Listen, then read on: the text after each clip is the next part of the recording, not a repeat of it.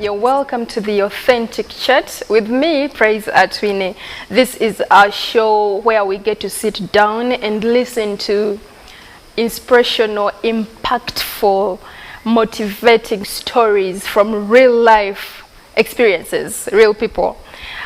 People who are willing to be authentic, to share with us their life, their experiences, what they have gone through, the lessons that they have learned, so that we do not actually do the mistakes perhaps that they did, or we can actually learn the lessons that they have learned along the way.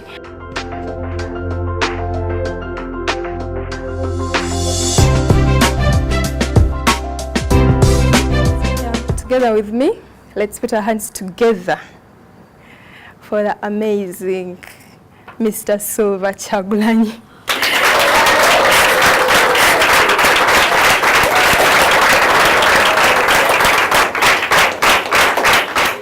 We know you as Silver Chagulanyi. We know so many things about you. But please, may you tell us who you are. Yes. I like to talk about myself in three ways. I'm a Christian first, I'm a musician, and I'm a lawyer. I'm a Ugandan. Of course, those are those are semantics, but the first three are very important for me, and in that particular order.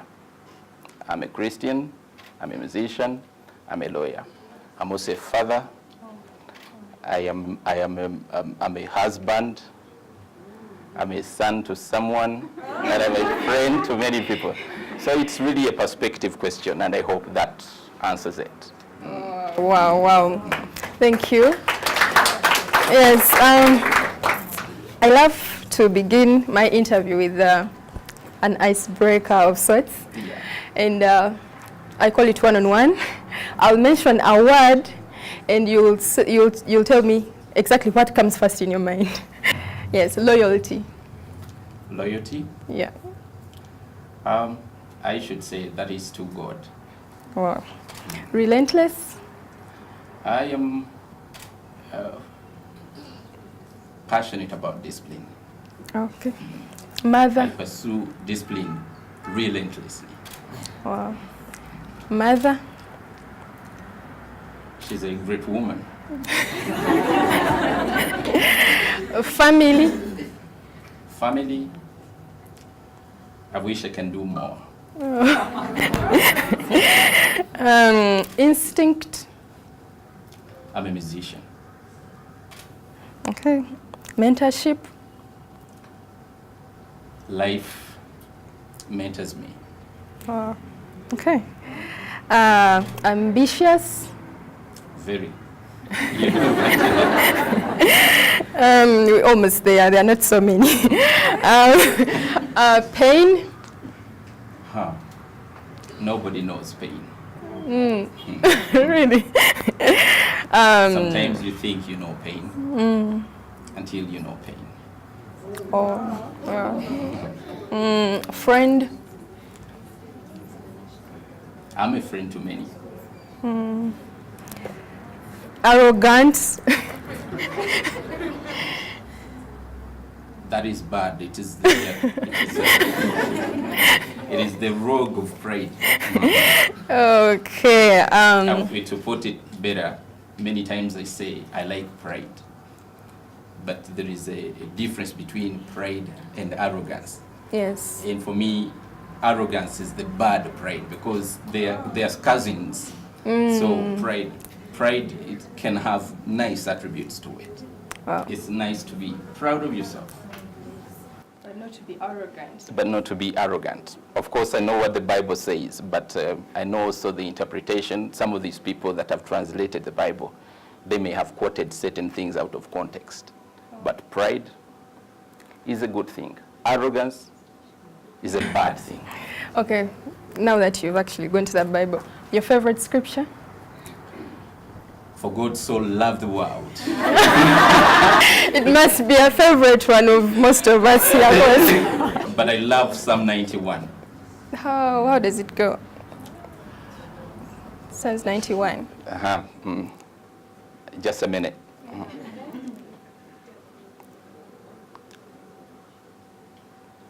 I that dwells in the secret place of the Most High God shall abide under the shadow of the Almighty. I will say of the Lord is my refuge and fortress, my God in whom I'll trust. Surely it shall deliver me from the fowler. Well, I at some point I had it okay. but I've done my best. Yes, you have. Yes, you have. Thank you.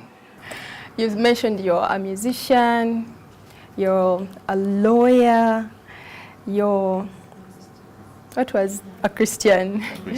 That's a package. That's I mean, especially the low beat. How do you actually balance those three?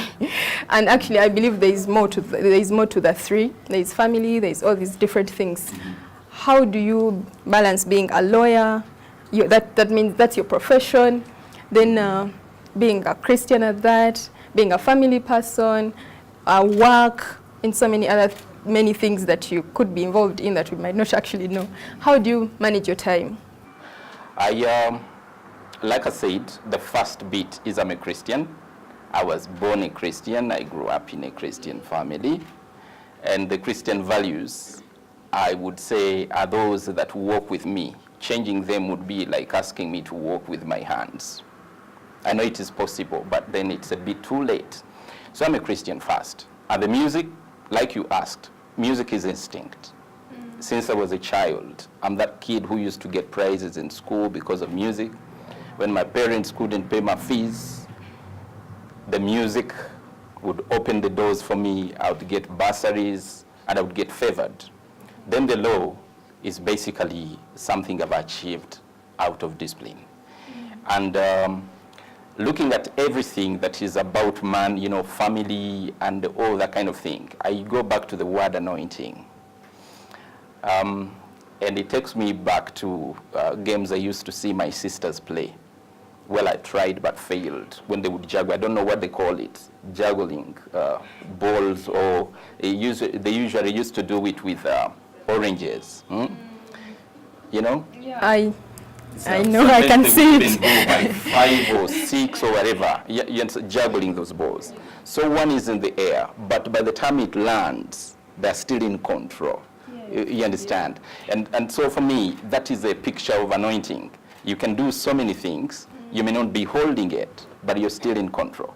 And what sustains it entirely, it's a general answer, but it would be really grace. I can never really say that it's been me. Some of the struggles have been, like in law school, like I said, that was entirely discipline. Going to law school after, you know, a lot of life had happened, and 5 years in law school, you know, it took grace, really. How did you actually think of going back to do law? Was it a childhood dream? Was it a career that was it something that you, like I said, a childhood dream, like you always wanted to be a lawyer? Because for us, we first knew you as a musician. Yes. Now. So it was, and before actually you answer, please, what was your parents' dream for you? What did they want you to turn out to be? And what was actually your dream career? Sure. My parents wanted me, like every parent, you know, today things are changing. You see some parents encouraging their children to get into the music, but in my time, it never really happened. A lot of parents would, I remember a time when my father came to, I was in the junior seminary, and then my father came to school and told the rector that he did not want me to sing. I was singing, I was getting prizes, but of course there are times when it would affect my grades. So my father came and categorically told the rector that he did not want me to sing. And just like many parents, of course, they want their children to do professional courses. So to answer that last bit is that, well, my father wanted me to be a lawyer. May his soul rest in peace. But music, like you said, instinct. In my heart of hearts, I'm a musician. Every time I would think thinking about situations. What usually music came into, it was the blessing that I was born with. It gave me the kind of silver spoon that probably other people have from other elements. So when I needed money after my senior four, I started singing in Christ the King choir and the Catholic choir. It's right somewhere, just right there. So I was singing in 10 o'clock choir, Christ the King. And so it kind of also introduced me to music and the good things that can come out of music. When I was in school, in my A level, I would still get hired to go and train some schools around. So I started making some money out of music. So when time for university came, I was given mass communication on government sponsorship. Wow. I didn't want to take it. That price. Yeah. So my father wanted me to do law, and he was willing to try and pay for it. But he had more faith than the means, like the actual means. So it was difficult for me. And yet, in my vacation, I had a hit song. Oh. So already in your vacation? Yes, in my vacation. Actually, guys in my school were surprised to see. They were like, is this the guy we were studying with a few months ago? Yeah, so I was just lucky like that. And for me, it was like a beam. It was like a sign that this is the line that you should follow now. Okay. So I had a hit song. School was, things are struggling with school fees and stuff. And then here I had, the instinct was calling me. The call of the music was so, abundant. So I just decided to join a band. I put the school at a stop. And I started doing music. I went into a band, I had a lot of experience with the band, and only came back to do, when they introduced BMAS at Makerere. In the beginning, there was no. So when they introduced the Bachelor of Music, I decided to go and do that one. Yeah. But when I was there, not to underlook the course or anyone, I was not happy. I was demoralized in some ways. Yes, and probably, yes, I realized that actually music is a practical thing. Oh, okay. You understand? There are two elements. Unless the academics merge with the practice, and also the inspiration. I mean, the professors in the music, they know Mozart's music. Probably they've studied a lot. They know so much about Mozart who never went to school, probably himself or stuff. So it is a different line, the experience. So I decided to take on music as an experience.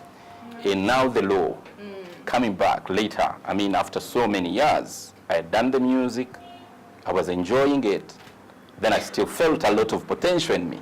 Yeah. I needed a challenge.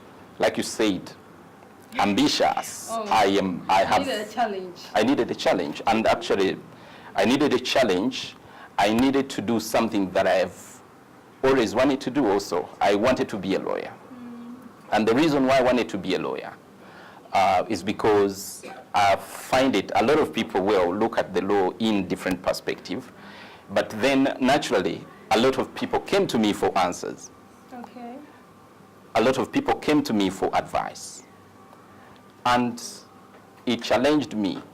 A friend of mine who found me reading, I've been into the habit of reading a lot throughout, I do a lot of reading.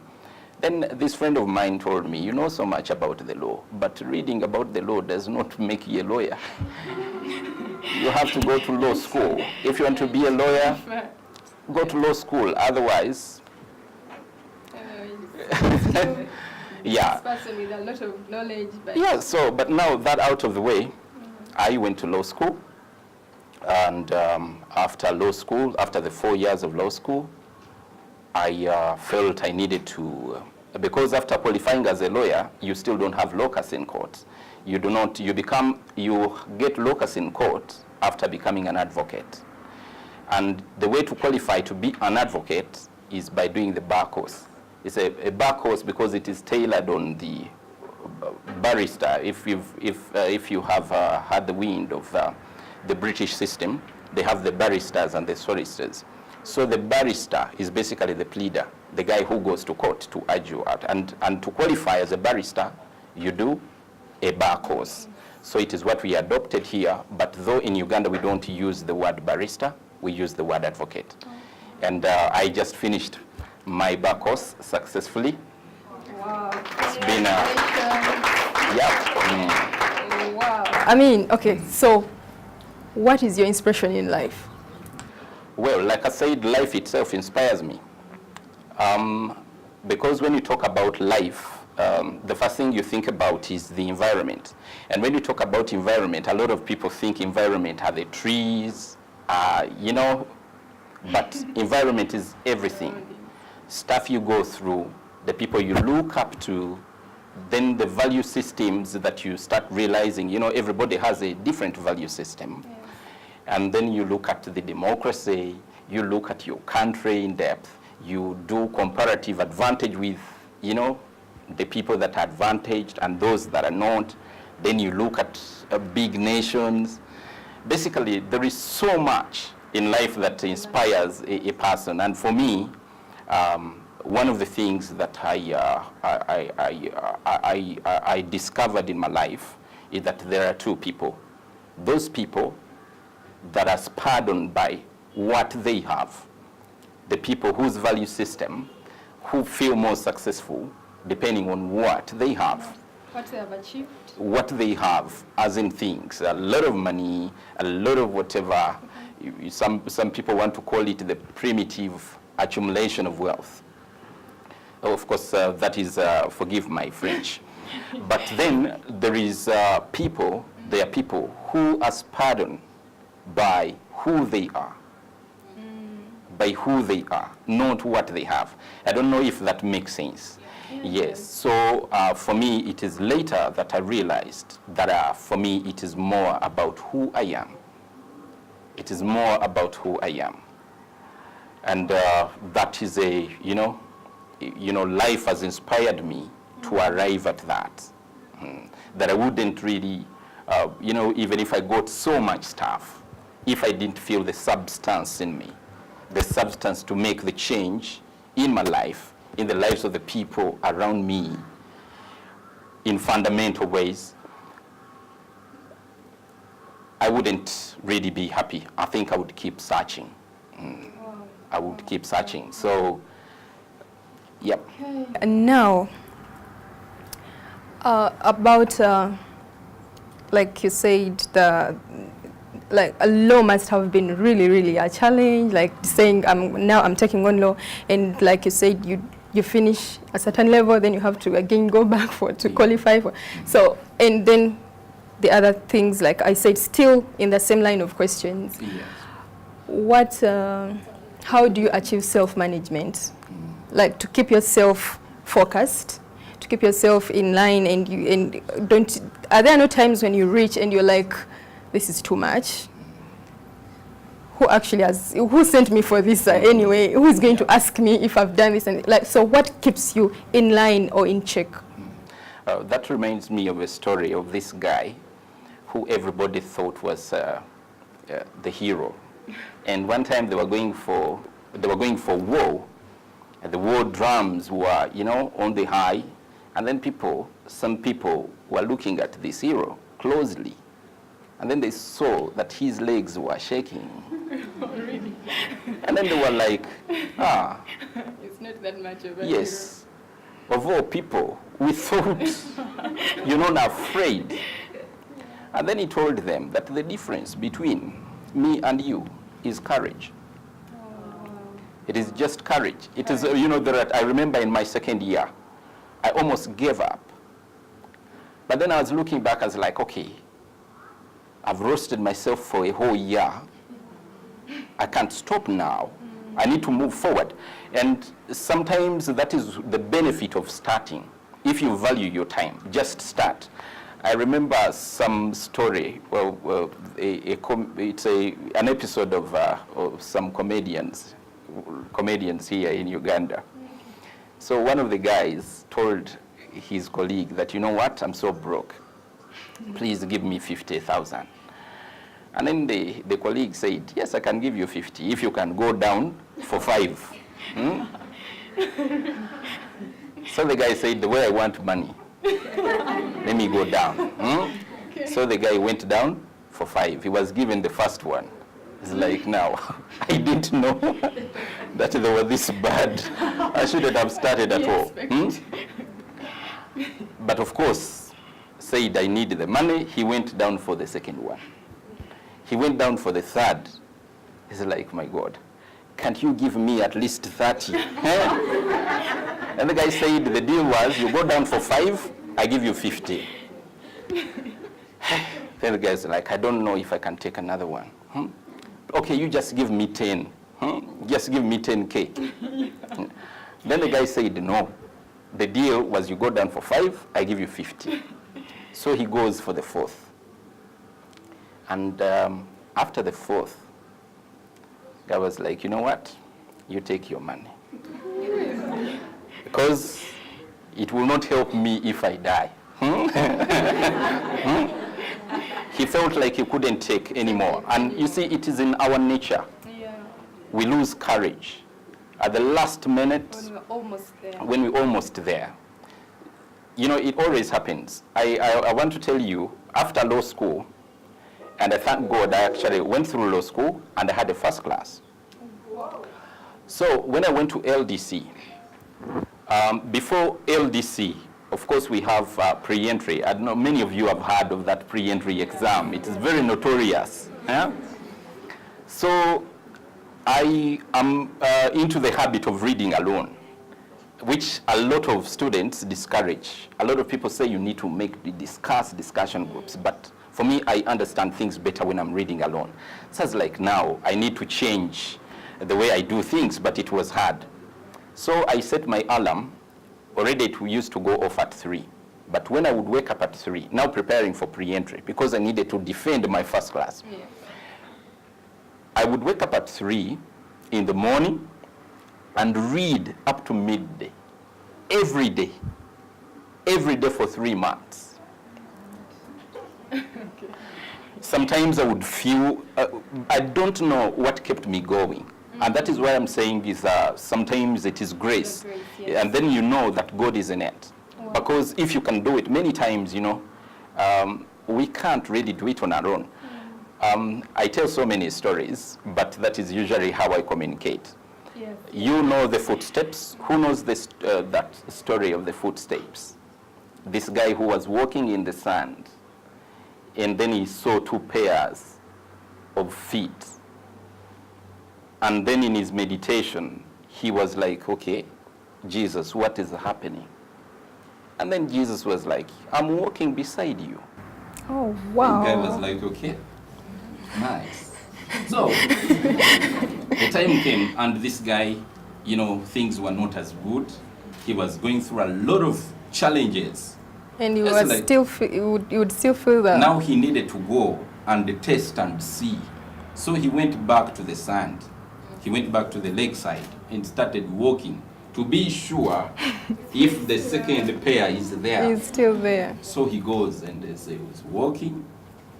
Indeed, there was only 1 pair One. of feet. So it's like, okay, now this is what you do. When I'm in trouble, you abandon me. And then Jesus was like, no, it's not that. Right now, what you see, that pair of feet is mine. For you, I'm just carrying you.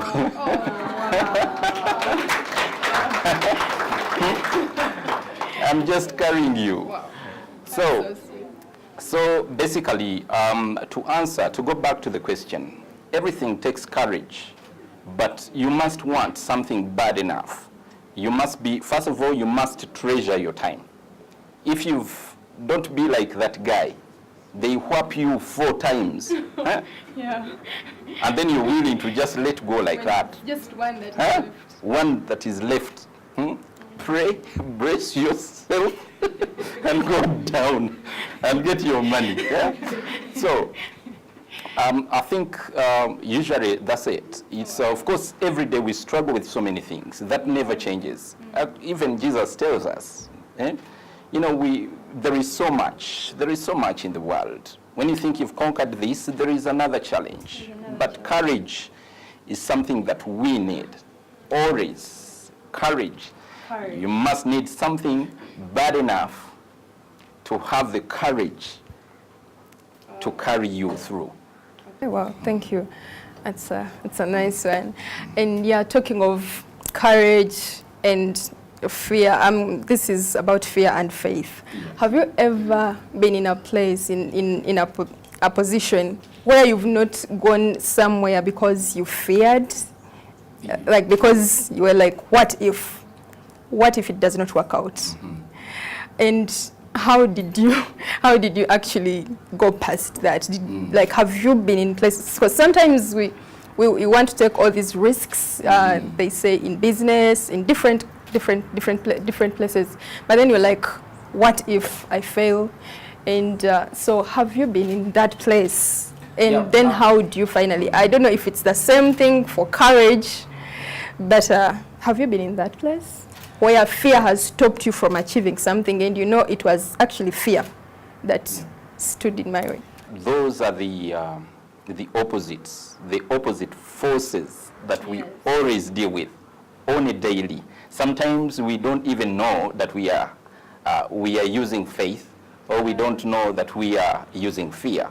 When you are in the darkness, you'll see things trying to pluck off your face. You'll see, basically, fear creates as much as faith creates. So these opposites, basically fear, like they say, one philosopher said that a human being at birth is sheer potency. In Luganda we would say busobozi. When a human being is born, that human being is sheer potency. That is just busobozi, is full of potential. You can do so many when a human being is born, he is full of potential. And if you want to believe that, you may even see these people with apparent limitations. See a guy, no limbs, no legs, they can drive, they can do things that, you know, you cannot do, that I cannot do. So now that buttresses the fact that when we are born, we are sheer potency. But now what happens to limit that potential or that potency is fear. The more we grow, when a child is born, it is believed that they have not been able to separate themselves from the universe. So they are trying to grab the universe. When they change, they want the world to change at their will. And that's why they use their hands so much. They are trying to control because they feel so much potential. So when because the potential is what helps us control, and it is in our instinct to control. And to the extent that you as a mother, all the other people around, this child is noticing. A lot of people think, okay, my child loves me because when I go away, the child cries. But the truth is that this child wants to control someone. And when they know that crying works on you, they will always cry to control you so you can stay there. Now, to go back to fear and faith, these are contrasts that we deal with on a daily. And it is what basically, brings out our potential or the inverse. So I can give you the story of Daniel. I was meditating upon Daniel in the den of lions. And I was trying to understand, how does this happen? A lion eats. A lion was hungry. There were actually many. So there must be, a kind of scramble for food. So, and then I also now started hearing these stories of a snake does not bite a child. Have you heard something like that? Yes. Snakes don't bite children. And also the dogs. I don't know if any of you have dealt with a dog. When you're afraid, the dog charges after you. And you know what happens right there? Nature has been taught to interpret fear as an enemy. We human beings don't understand it so much, like how nature is. There is no reason why I would beat a snake. Why? I beat it because I'm afraid, and the snake knows that the only dangerous human being is the one who is afraid. And now, because Daniel had so much faith in God, he was not afraid. So he was able to tame nature. That when we have faith, nature becomes our friend. We can command it. We can command nature. But when we are afraid, nature rebels. I don't know if that makes sense. Yeah. But on your own, you can just go and start looking at these, like, because the Bible is very clear. Mutunulire ebyensi, bibayigirize eby'eggulu. And that is how, for me, I manage to assess. So every time I'm afraid, I get afraid many times. Many times I get afraid, just like any other human being, But I know when I'm afraid, it is not good for me. When you're afraid, everything rebels. Yeah. Even your stomach rebels. You understand? Yes. Even your stomach rebels. Yes. Even your throat rebels. Everything rebels. So, being afraid is not good for humans. Yeah. So, and the contrast is faith. We need to pick up faith. Okay. Yes. And this is a struggle. Yeah. It is not something, you just say, take faith. You need to work on it. You need to train yourself. This actually goes deeper, even what they call black witchcraft. It is basically an attitude thing. Well, there is other levels of witchcraft, but black witchcraft, in my categorization, it is basically an attitude thing. It's an attitude thing. When you're afraid, it works. And sometimes what we fear, I don't know if any of you got this. Somebody made a WhatsApp caption of a cow, a horse or a cow, a camel, one of those big animals. It had been tied on a chair. It had been tied on a chair. And it was not moving. Why? Because the captivity was in its mind. Yeah. When you see a rope, you think, now I'm tied. You don't know that you can actually, you have so much force and power against the forces that they have tied you against. Of course, there is always some tying, but sometimes this thing you can, you can actually just move with it as though nothing is happening, Yeah. So, to answer your question in a word, yes, I get afraid, like all of us. And when I get afraid, everything in me rebels. My stomach first. I remember a time when I was when you're waiting for results. Actually, a lot of people think preparing for an exam is hard. A lot of people think preparing for an exam is hard. But now, waiting for results. Huh?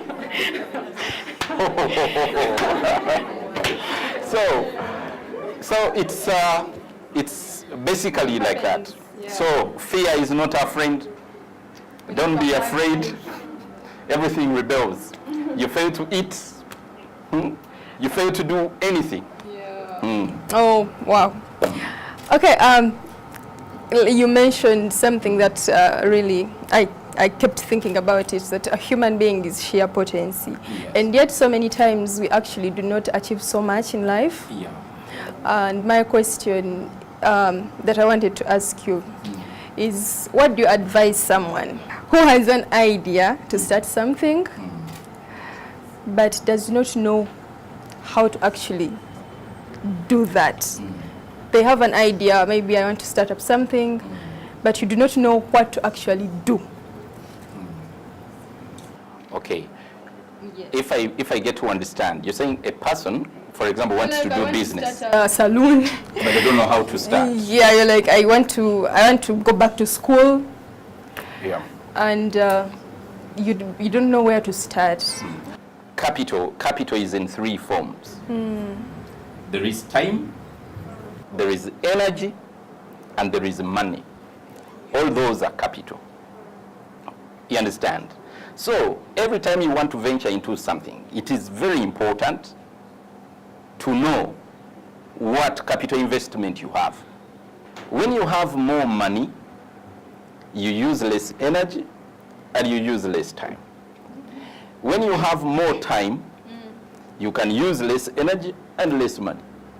And also the other one, which is energy or time. Money. Energy, time, Okay, money. yes, that is how it works. So, but now, usually the start, I am into business. I have been doing media service for over 12 years. Over 12 years. I am a studio proprietor, and in my studio, I do media service. I develop concepts for advertising for all the time. That is what, like alongside music. And that is where a lot of people were like, but this guy never really gets on stage. Yeah. What does it, so I do media service. And so that gives me a bit of leverage to talk about business. Yeah. Yes, I also do business. And the funny bit about business is that it can overwhelm you, both positively or negatively. You understand? You think it's going to work and it doesn't. You think it's not going to work, and then it works. So I think the most important thing is faith, like we were saying. Take a leap of faith. Use what you have. Everybody has something. When you're young, like most of you, you definitely have time and energy. You may not have money. Some of you have, no doubt, but you may not have money. But I am very sure when you're young, you have the two. You have the energy and you have the time. You understand? And the problem is not knowing. Yes. That usually, because of capitalism, of course, this is where we are living, and we should be able to accept, to take matter of fact as matter of fact. When you have money, a lot of things run faster. Yeah. You understand? Run faster. But if you don't have it, you'll get it. But right now, the capital investment you have is time and energy. You understand? Yes. But the problem is you want to behave like a guy who has money. You don't want to put your time, you don't want to put your energy. You understand? So you defeat yourself. So the beginning is, of course, like I said, bottom line is there must be faith, because you need God to help you.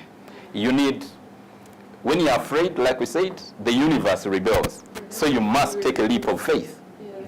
You understand? Yes. Take a leap of faith, and you can do it. Now, about school. It is so funny. I find it so funny now,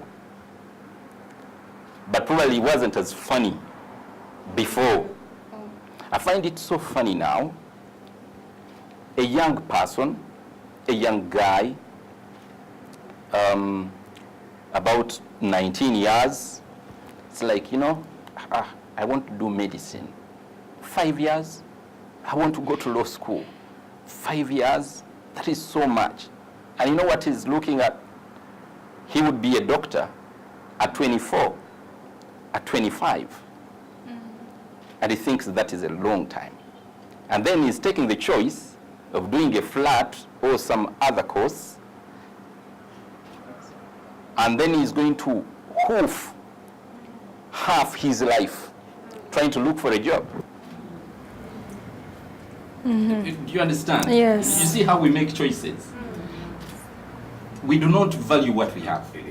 We actually don't know. When you're young, you do not know the value of time, because it is so given to you. And actually, that is why they say the only person who can know freedom is the person without it. The only person who knows food is the person without it.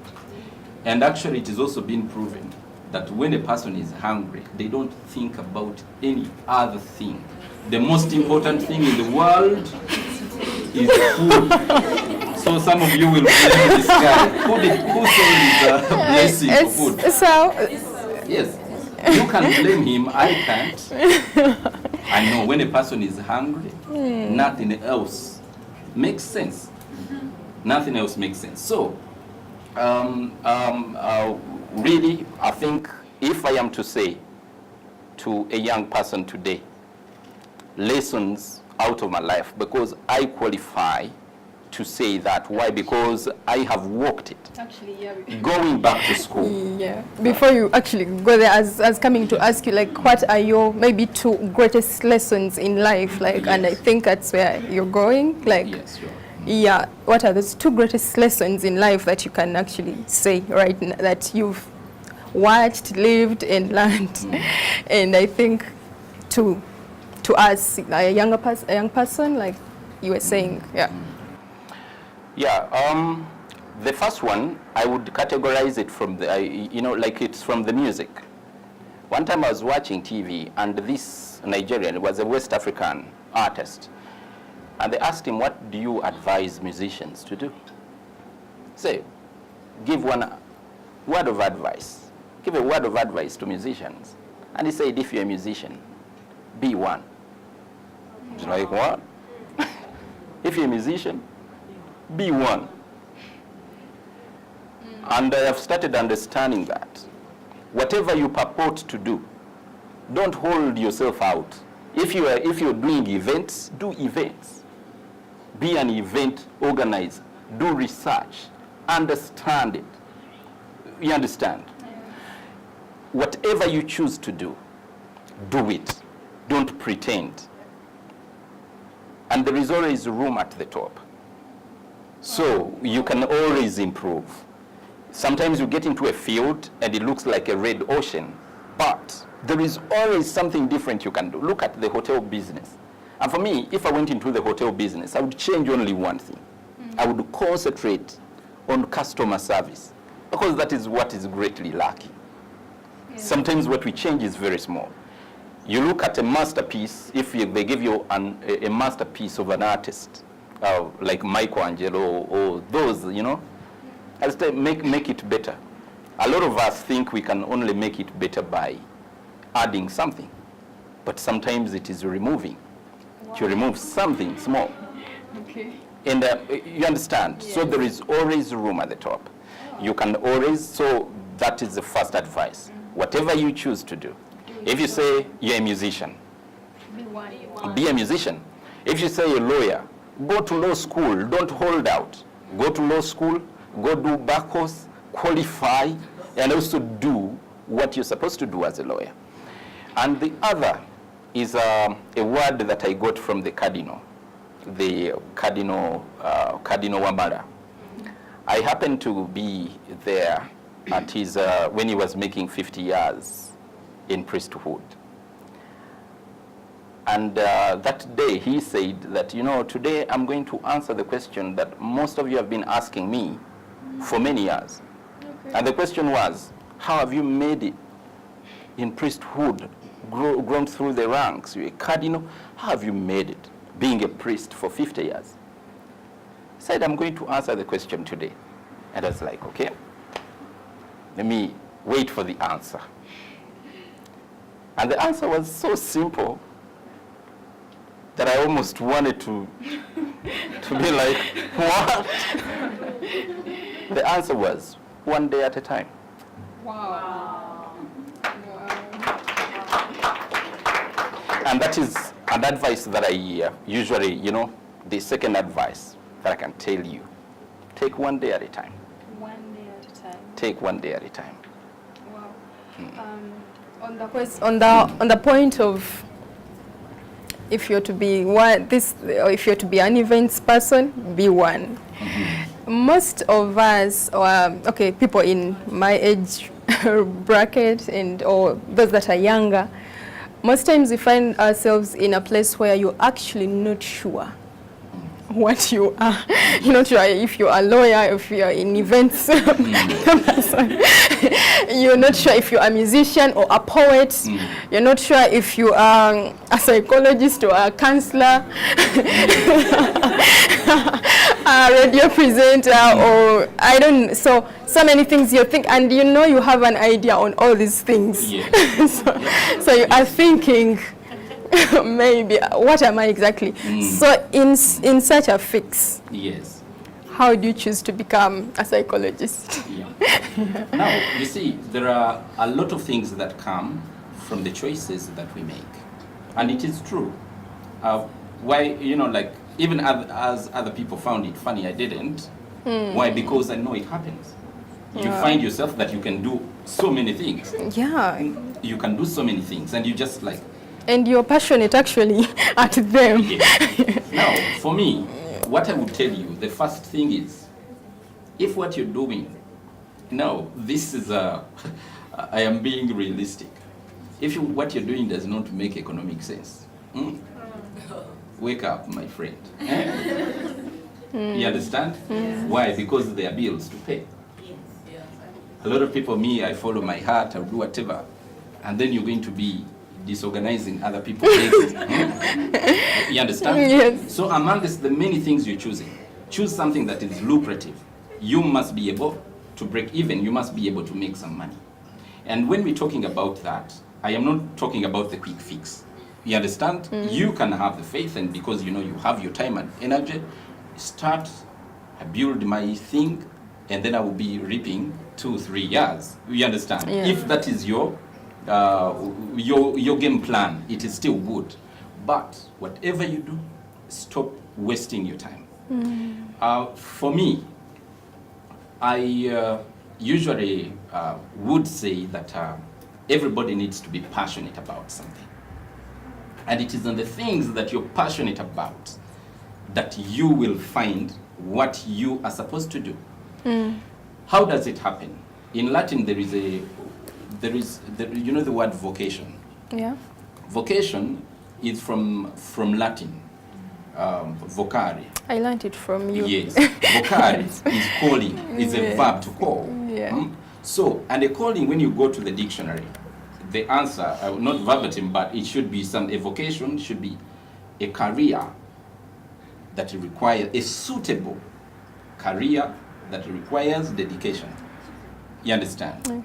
So, meaning that if you find something you're doing suitable, how do you feel suitability? I mean, things come quickly. They tell you, there are people, you want to be an event organizer, you cannot even tell yellow from gold. You understand? Yeah. There are some of those limitations. Yeah. You want to be a musician, but you're tone deaf. Every time you're in a choir, you disorganize everything. Of course, now those are sometimes the limits. You can eliminate yourself quickly. But then also, we now start arriving at our real gifts. By the way, let me tell you, the real gifts we have are not these that a lot of people, you may go to school, but if you have a bad smile, it may cost you a job. You understand? A lot of people come, but then this one is likable. You understand? There is a job. The person who is underqualified takes it because they have nature on their side. Wow. So there are people that are born, they are naturally very strong. They're very strong. Choose a career that requires that energy. It wasn't given to you for nothing. You understand? There is people choosing, different, like, for example, TV. It will be natural. If a person, many of you, if at random people came to sit up here and we were to choose a news anchor or a TV personality, would it take you so much to identify one that can do it? No. It wouldn't. Some of the things are obvious, but sometimes we refuse to understand. And like they say, if you've been doing something for so many times, and it is not working, and you're insisting on doing it, it is not working, it is clearly telling you, let me go. But you insist on working on it until your hands break.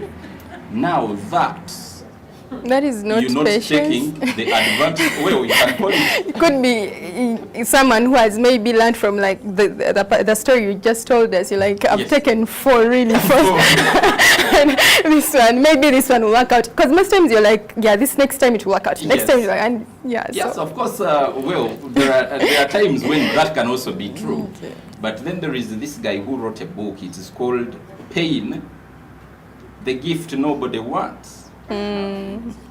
So this pain of trying to do something and it is not working, is sometimes, it's reminding you that Maybe this you is can not do good for something you. else. And this guy, to work up his theory, he worked with lepers. Leprosy does not take off your limbs. You thought leprosy takes off limbs? It doesn't. What leprosy takes away is pain. It takes away pain. So a leper will walk. They can knock their toe. They are not aware because they don't feel pain. It goes off. A big rat comes, can eat it off. No pain. The limbs fall off because they have lost the signal that warns all of us.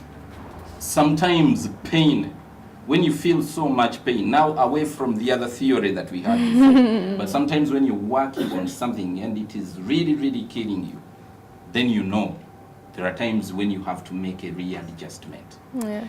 Yeah, but bottom line, when you're juggling so many things, the way you choose what you should do, you should choose, as long as, of course, there are parameters that are very important. Yes. You may, like somebody was saying, he had 3 children.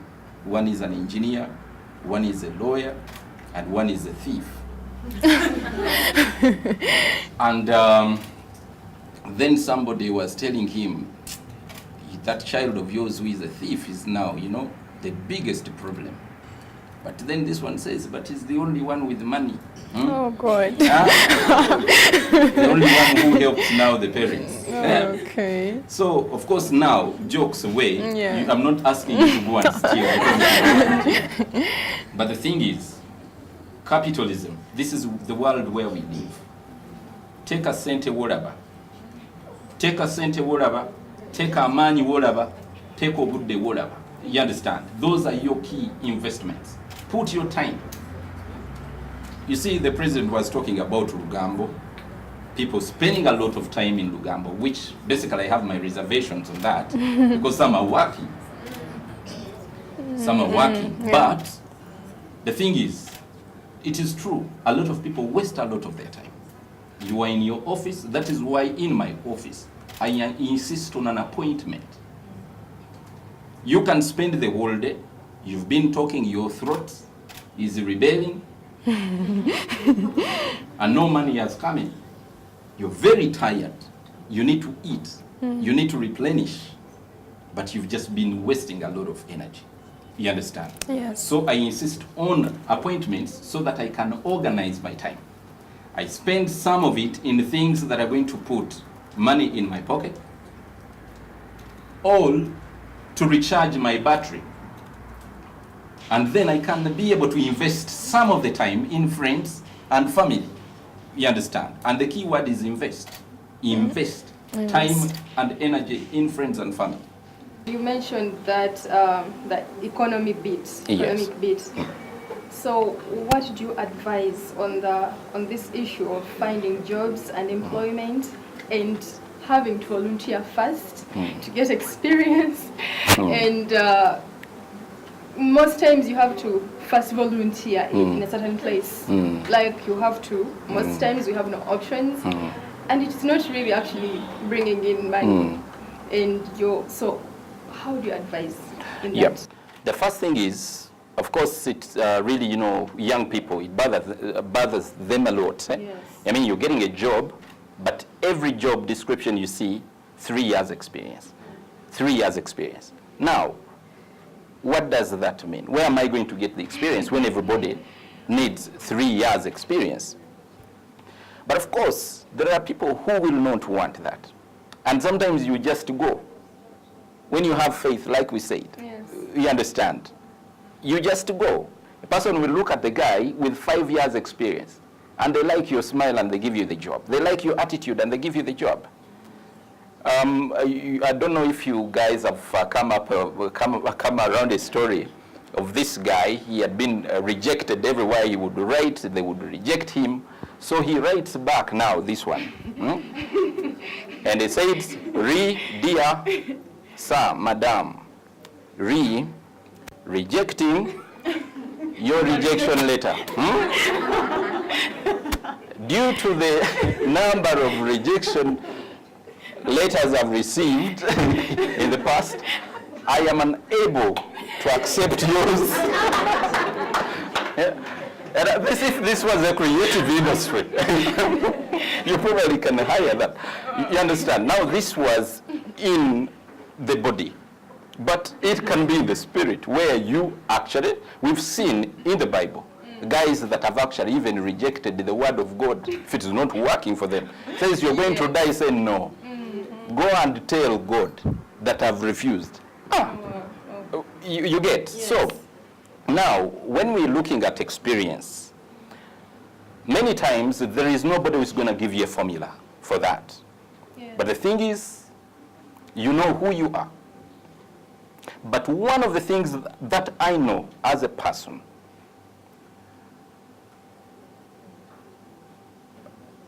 when you're a good person, when you're a good employee, you make yourself indispensable. Yeah. When you go in a place and make a difference in little things, be a person who makes a difference wherever you go. It will shout all over you. And these are things that probably we never learn in schools. And that is why I remember when we were doing orals, it is the second time at LDC, we do orals. I mean, you stand, you go, I mean, like, okay, let's say if you're going to be examined in corporate and commercial subjects, then you go before a panel of judges, senior lawyers, and whatever, and they're going to fire away any question. You know, the law is wide, so you stand there. But of course, when they are coaching you, they tell you, you must be confident. It is important. Before you go before a panel, they will try to intimidate you, but hold your ground. So this guy goes, and it is a true story. He goes before a panel, and actually one of the panelists tells him, I don't like your suit. And then the guy goes like, well, that is your problem. Now, I don't want to pursue that longer. But you see, there is a way you can be confident in your suit without saying that. You understand? So I think usually now, looking at people who are seeking for employment, every time you're given a chance, you be the kind of person that says, okay, as long as you give me a chance. And also another thing, some people, when they go to market themselves for employment, you start with a litany of problems, things that are wrong about you. You know, I lost my parents, I didn't study, I have not eaten, I have whatever, a lot of things. You understand? And yet there are a lot of things still you can say, even if you don't have an education. I say, well, when you give me a chance, you'll be surprised. I am this, I'm this. Find a way of marketing yourself in the positive. Yes. And it works. Wow. Just, you know, like a lot of people, you know, people can have an idea about you. Let's say celebrities, the people that are known in the public arena. You may find a person busy away talking about a person, talking about a celebrity, even without knowing them. I know you know some of you know some celebrities, and you're in a taxi or you're somewhere on radio, and the person is talking about a person you know so well. Yeah. You understand? Now just imagine there are people that don't know about that person. And this person needs a chance for those people to meet them so that they can know them. So employers have had a problem of bad employees. You understand? And it is actually, I want to change the language in Uganda for your benefit. Everyone, government, everyone is talking about telling young people to start businesses. That is a it's a very poor gospel. Really? Starting businesses. You know why I think it is wrong? No. Because Ugandans are becoming the worst employees. They come in your company with a backup plan. You understand? That is why everybody is running to Kenya, even to run a restaurant. And Ugandans are walking the streets. Why? Because even if you give them a chance, they don't know. They have been taught to be there understudying. So you bring them in your decoration business, they understanding. You understand? Before you know it, they start getting their businesses on the side. You understand? And yet, if you have an investment, for them they become partners because they're getting their clean money. But now they have to worry about rent, they have, you understand? That is why businesses are failing. Because you cannot, all of us cannot be missionaries. There must be a visionary and a missionary.